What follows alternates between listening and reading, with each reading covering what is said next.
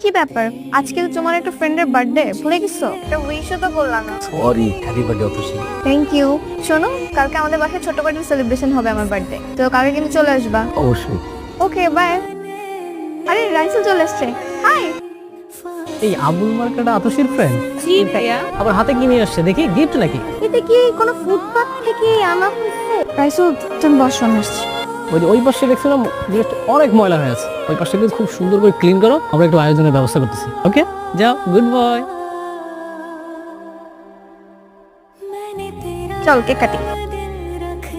রাইসুল, তুমি ওইসব পরিষ্কার করছো কেন? আর ওর শখ হয়েছে পরিষ্কার করতে। বাবা, তোমার ওটা মুছতে হবে না, তুমি এদিকে চলে আসো, ওটা পরিষ্কারই আছে, আসো। চলো সবাই মিলে একটা গ্রুপ ছবি তুলি। এই তুমি এখানে কি করো? ওইদিকে যাও, দূরে যাও। কেন? ওর শরীর থেকে দুর্গন্ধ আসতেছে, এটা বুঝতেছিস না? এখানে সবাই অনেক স্মার্ট, ও কোথা থেকে বসতে এটা খেয়াল এসে পুরো ছবিটা নষ্ট করে দিবে।